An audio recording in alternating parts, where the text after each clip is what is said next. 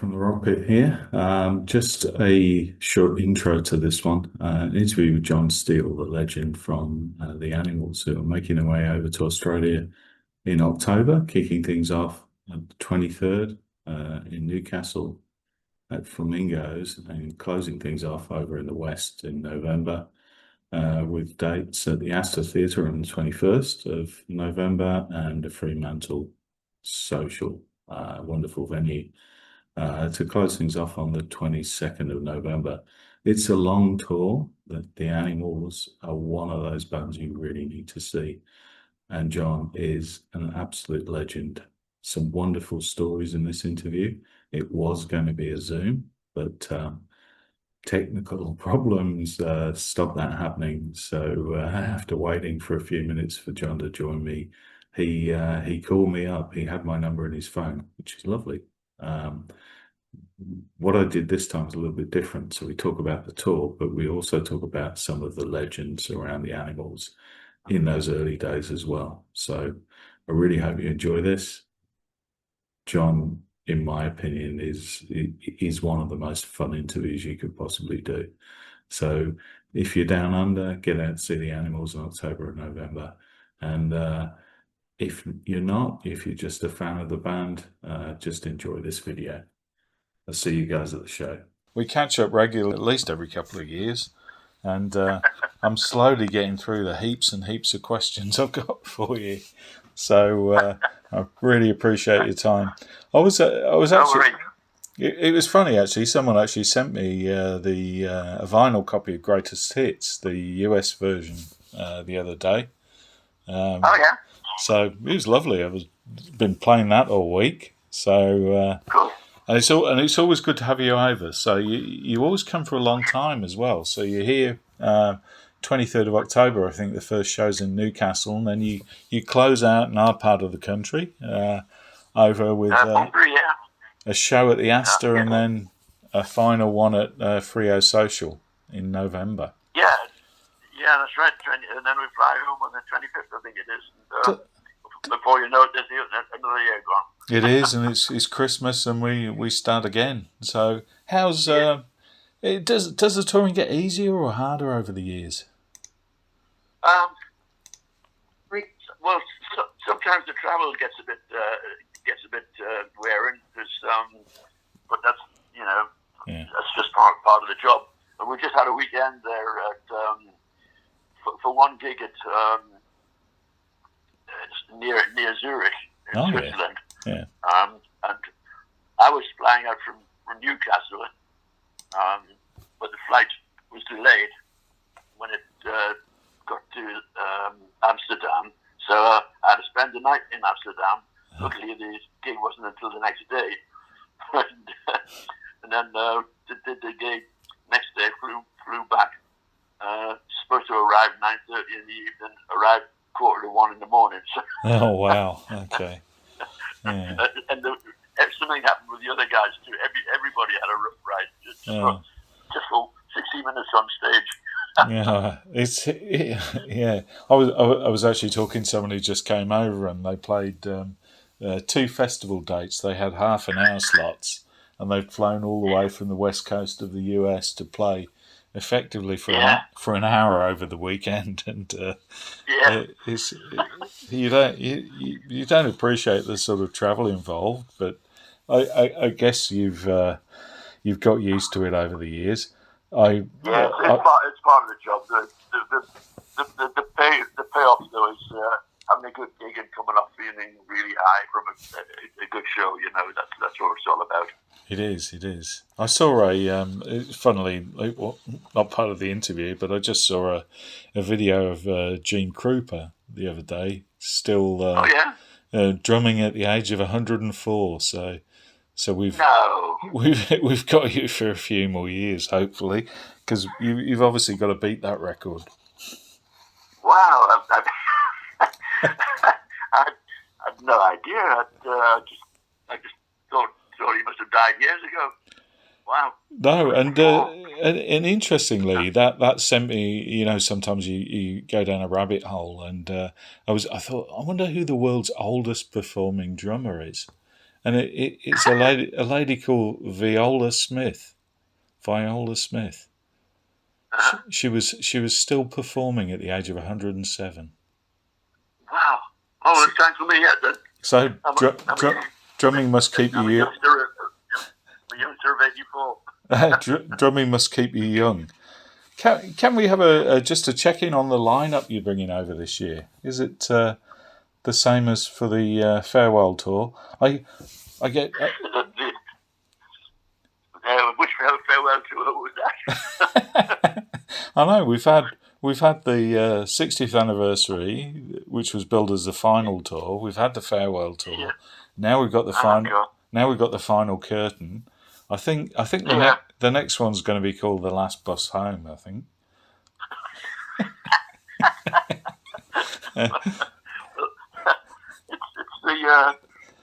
It's the business end that makes these things, and I think, well, as long as I'm playing, and I'm playing well, which I'm playing as well as I've ever done, so I'm quite happy with myself. And if I ever felt that I was, letting the side down, I would quit. Well, you.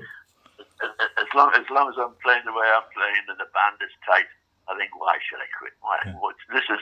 I love doing it anyway, Yeah, it keeps you young. I mean, I'd love it every time. I'd never miss a show, I must admit.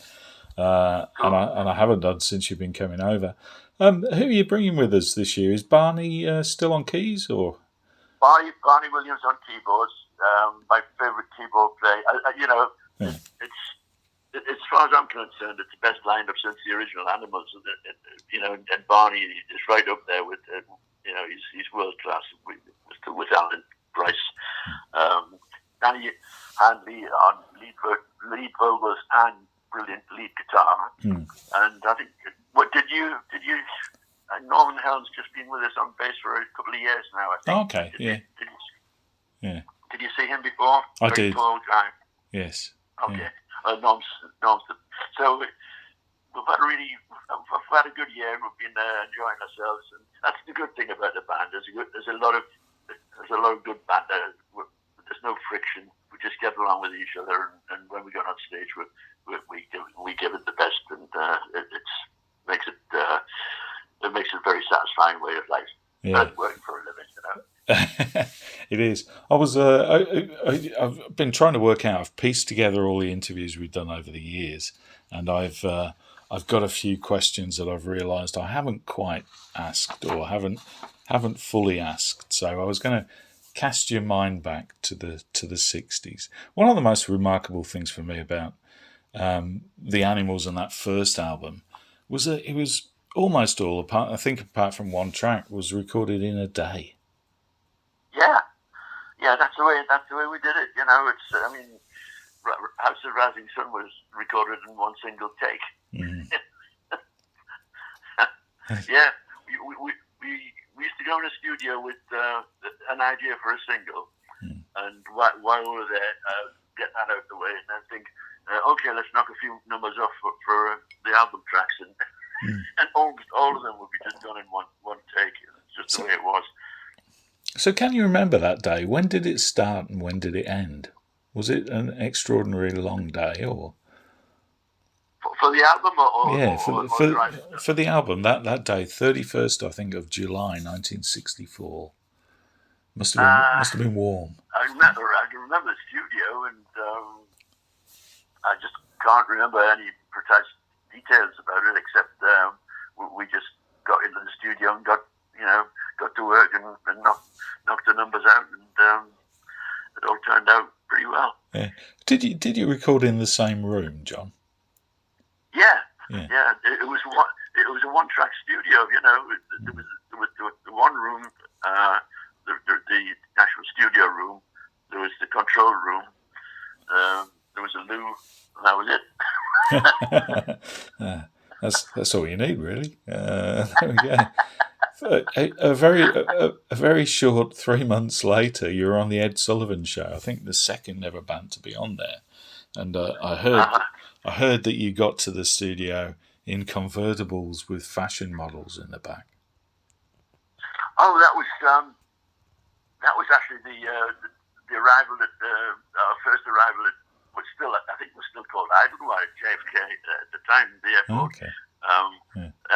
What it was, Mark, was the record company had combined our arrival with a British motor car, sports car, which had just been introduced. It was called the Triumph Tiger.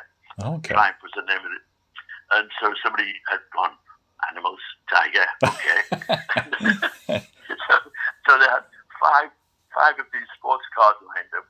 Each one of them with a sort of a wonderful 6 foot high model wearing a Basque fishnet stockings, tiger whiskers, and a tail. and we set off and with a motorbike escort towards the Manhattan skyline, and that was our arrival in America. That sounds absolutely fantastic. It was hilarious. I can imagine. And I managed to track down a bit of your past as well. And this has taken me ages. I think I wanted to do this for the last time we spoke. But in December of that year, you were in a film called Get Yourself a College Girl. Yeah. I've seen it you now. Know what? I don't remember ever seeing it. the things we used to get shoved into back in those days, because we didn't have, we didn't know any, we weren't any wiser, and it was different in America than it was to the UK. America was still in a kind of 1950s movie world. They did things differently. So we were expected to wear matching uniforms and perform in these things. We did. The one thing I did remember, I didn't remember College Girl, but I remember Little Red Riding Hood. Did you hear of that one? I did. No, I didn't. Oh, it was written by two Broadway writers. I can't remember the names off the top of my head. And Red Riding Hood was Liza Minnelli. Oh wow! At age about 15, and we were the Wolf Pack. See if you can dig that out. It's hilarious. It's I'm going to have to have a look for that now. I saw Get Yourself a College Girl 2 days ago, and like you look at it, and I look at things like that, and I'm more interested when I watch a 60s film or a 70s film with the things that are going on in the background and sort of like some of the cars and the fashions and things like that. It was actually like not as bad as I thought it would be, and your performance, of course, was exemplary as you might imagine. It was. That's good to know. It must have been an absolute whirlwind for you those first few months, and then I guess it all started to sort of like slowly come to a bit of an end. Just 2 years and 2 months after the first record, you'd had 5 albums out there, and you'd left. Yeah, it was. I'd been on a roller coaster. It was I've always thought, from my mind, it was basically bad management, because we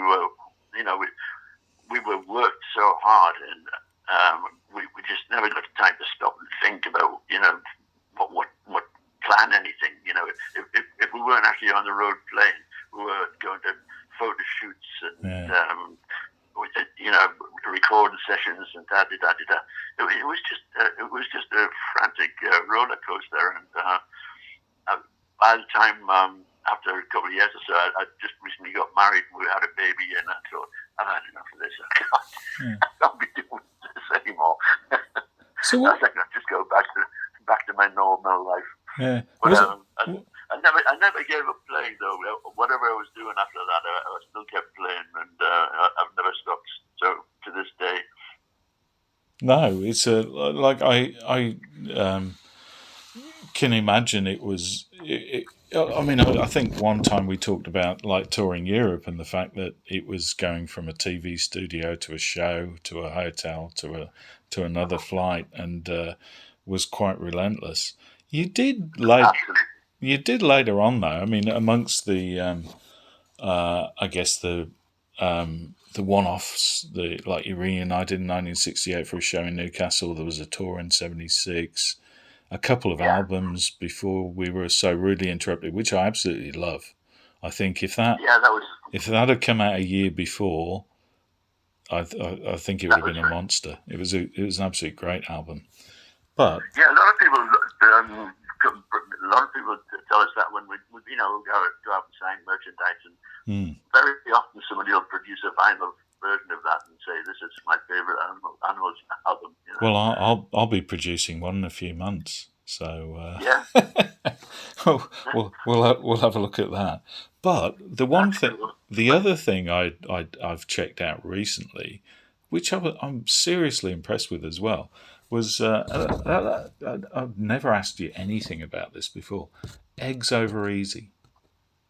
Oh yeah, that was one of the best bands I'd played with that never made it. Yeah.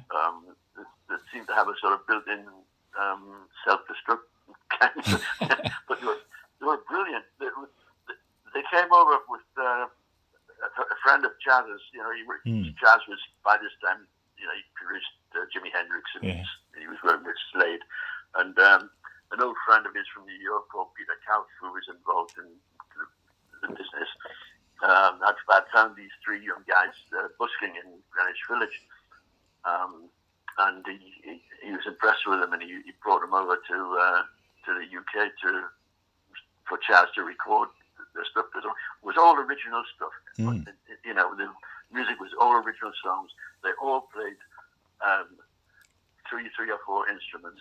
The general lineup was basically keyboards, bass, and guitar, but they didn't have a regular drummer, being street musicians, So Chaz got them into a studio. Noel Redding actually found a drummer for them. Noel Redding from the Jimi Hendrix experience. Yeah, Noel sent a young guy in to play drums with them, and I was by this time I was working in the office doing business for Chaz. It's sort of Man Friday, and I had to go from the office in the West End to the studio, which is slightly out of I can't remember the name studio now. Anyway, I turned over to the studio, and Chaz said, "Johnny, just the man. Can you just pop into the studio there and knock this number off? Because this lad he doesn't swing at all. It's a swingy sort of song, Because I've had a jazz background, and this kid was just, he was a good rock drummer, but and actually played brushes, and sort of, it was like it's a song called 111 Avenue C, and they were so taken with it. They sacked the drummer, and the next thing I knew, I was in the band. And they stayed in London for about a year. Where was, and they got themselves a regular gig at the Tally-Ho pub in Kentish Town, which was like an old jazz venue, and they built up and actually purely by word of mouth, they packed the place out 5-6 nights a week, and people like well-known personalities from BBC and that came by to check them out, and I thought these guys are going to be big, and I loved playing with them. They were great guys. But then they suddenly said, "We're going back to the States because now we're ready to make the big time," and they just went to oblivion. And that was a great shame. I've got quite a bit of this stuff on record, and they wrote some brilliant songs. But I really enjoyed that time with them. Yeah, there's some great stuff on there. To me, it's sort of like almost reminds me a bit of what came a bit later, like Dr. Feelgood and stuff like that. Yeah, yeah. They were quite bandy, like they loved the band. So quite a few of their numbers were similar to that. Yeah. In fact, that was one of the few non-original songs we did. Was the night they drove old Dixie down. We had some great sessions at the Tally-Ho. I love playing with them. Yeah, great shame. It's just a shame that they sort of didn't get the recognition that they really deserve. There's plenty of bands I think like that, John. That I always think someone once said to me, he said, "You may not ever hear your favourite band," and I guess in a way that's sort of like a testament to the fact that so many go by the wayside, but also that there's so much stuff out there as well. But there's quite a bit of stuff on YouTube that I checked out of those guys, and it was a complete surprise to me. I never even knew about that slice of time for you. Yeah, they did make 2 or 3 albums. Fear of Flying, and 1 or 2. They sent me 2 or 3 vinyl albums that they made, and but they never quite got the big break, you know. No, they needed to stay in the UK, I think, with a sound like that. If they just stayed in another few months or weeks, even, it was all about to happen in London, because the place, the reputation that built up at that pub was phenomenal. Yeah. But they just left at the wrong time. Yeah. You mentioned before that this version of the band, and as far as I'm concerned as well, is right up there with the original. Oh yeah. I think for pure musicianship, it's wonderful. Like, I can't imagine anyone going away from a show disappointed. I remember this year in the West, you actually play in two really great rooms. The Rosemont, not the Rosemont. I think it's the Astor you've played before. But the Frio Social's a nice room with a good sound as well. You get a good few people in there. Oh yeah. The Astor, and I've got the Banbury Regional Centre or something. Is that right? Bunbury as well. Astor. Yeah. So the Astor on the 21st. Yeah. So you got some regional stuff as well. That's cool. That's cool. And I know it's going to be the end of the tour there, because we're flying back on the 25th of November. So we'll have had ourselves a good time by then.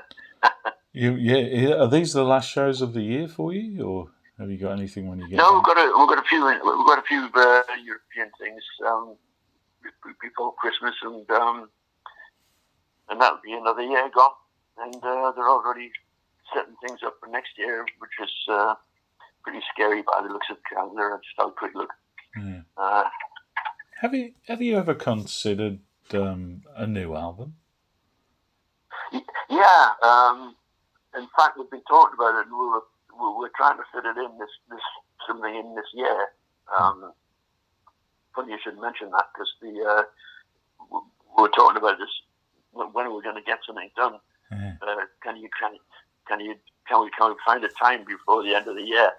And then Danny came in and he said, "Why don't we do it in Australia?" And everybody went, "What a great idea! Let's do it, because we'll have a bit of spare time. And it's not every show. It's not every night we're playing. So that's what's in the pipeline." Well, it'll only take you a day, won't it, John?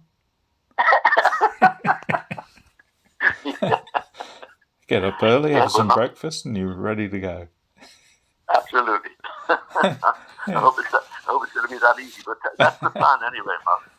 Have you made any choices of songs or anything you've always wanted to do? That well, it's so far it's all original stuff that's written mostly with Barney and Danny.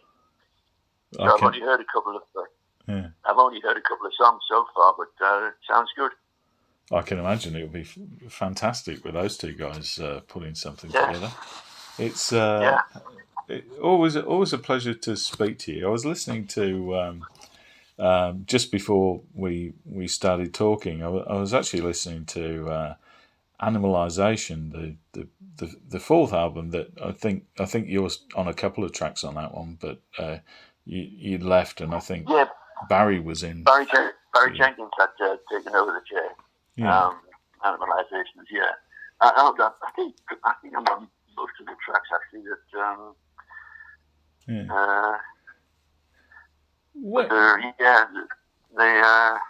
The last one I think I did was Inside Looking Out. Yeah. And and then Barry took over, and then it became Eric Burden and the New Animals. And someone's asked me to mention this, but I know you weren't involved. The fifth album, Animalism.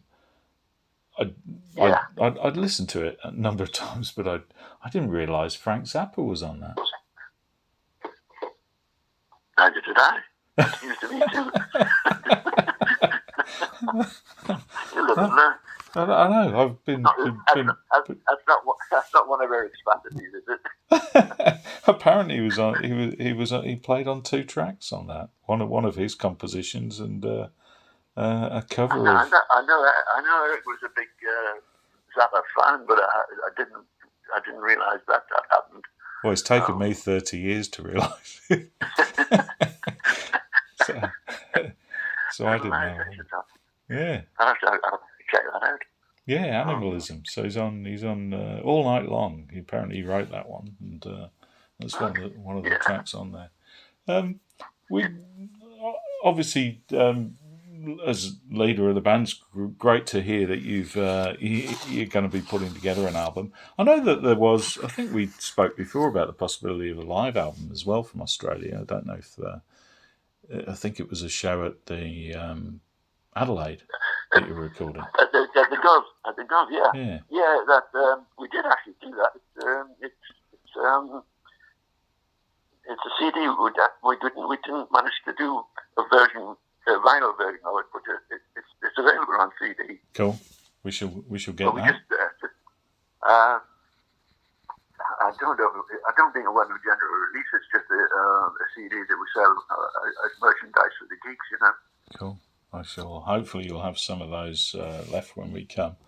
It's a wonderful career, and I'm glad to hear there's going to be a new chapter written in the book before you come over. Yeah.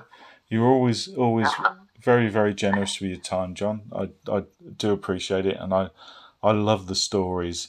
I've still sadly got a few more years worth of questions for you, so you're not allowed to retire yet. I'll hang on, Mark. I've got the other questions. Oh, thank you very much. Much appreciated. Thank you so much for your time, John. It's always a pleasure to talk to you. I shall see you in November when you hit the beautiful West, and you can go and have a late lunch now. I think that's your last one. Yeah, it is.